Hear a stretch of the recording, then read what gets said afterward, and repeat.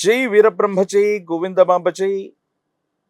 నేను మీ కృష్ణమాచార్య శ్రీ బ్రహ్మపదం. గోచారవశాత్తు ఉన్న గ్రహగతుల్ని గవ్వప్రసన్ని క్రోడీకరించుకుంటూ 2026వ సంవత్సరం ఆగస్టు మాసం వృశ్చిక రాశి వారి యొక్క రాశిఫలం. శివాయ బ్రహ్మణే నమ, వీరబ్రహ్మేంద్ర స్వామిని నమో నమ. జై వీరబ్రహ్మజై గోవిందమాంబజై. వచ్చినటువంటి ఫలితం 6. ఇది శుక్రుడికి సంబంధించినటువంటి ఫలితం. కొన్ని సందర్భాల్లో దైనందిన జీవితంలో మీరు తీసుకునేటువంటి కొన్ని నిర్ణయాలు సంచలనం అవుతూ ఉంటాయి. ప్రత్యేకించి వృశ్చిక రాశి జాతకుల యొక్క జీవన గమనంలో ఈ ఆగస్టు మాసం మొదటి 15 రోజుల పాటు చాలా కష్టపడటం, ఎంత కష్టపడ్డా ప్రయోజనాలు రాకపోవటం, అనుకున్నటువంటి ఫలితం రావడానికి ఆలస్యం అవుతూ ఉంటాం.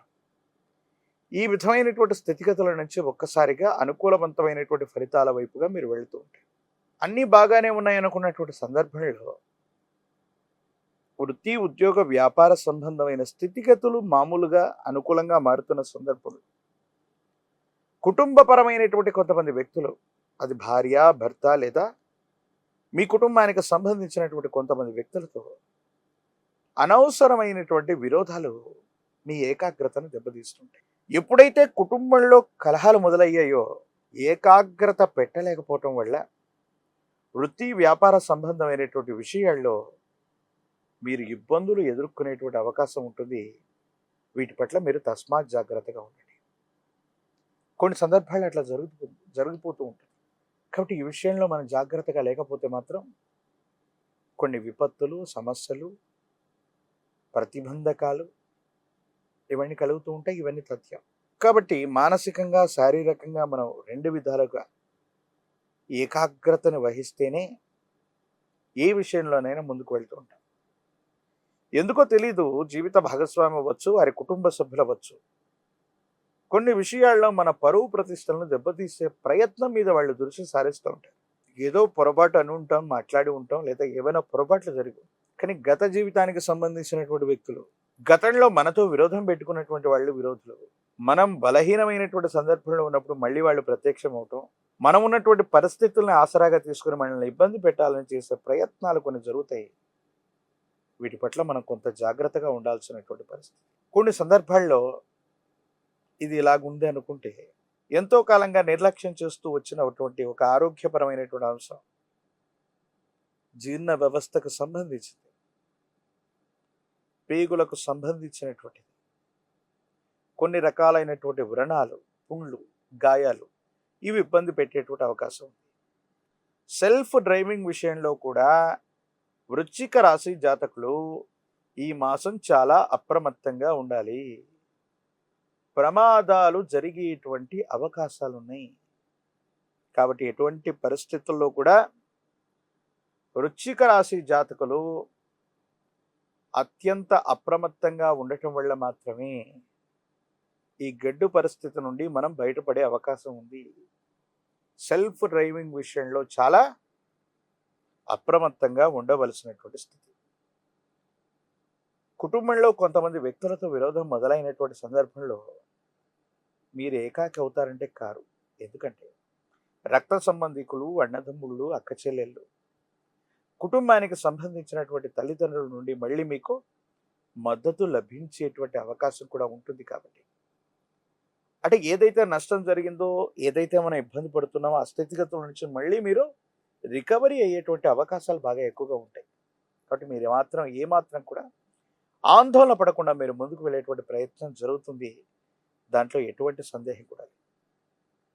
అన్ని గ్రహాలు అడ్డుగా పడ్డా బృహస్పతి బలం ఉంటే చాలంటారు. దేవగురువు అయినటువంటి బృహస్పతి యొక్క బలం చేత మిమ్మల్ని మీరు విశ్వసించి మీ కాళ్ళ మీద మీరు నిలబట్టమే కాదు, మళ్ళీ వ్యవస్థల్ని వ్యవస్థీకృతం చేసేటువంటి పనిలో పడతారు. చాలా ఉన్నతమైనటువంటి స్థితిగతుల్లోకి వెళుతూ ఉంటారు.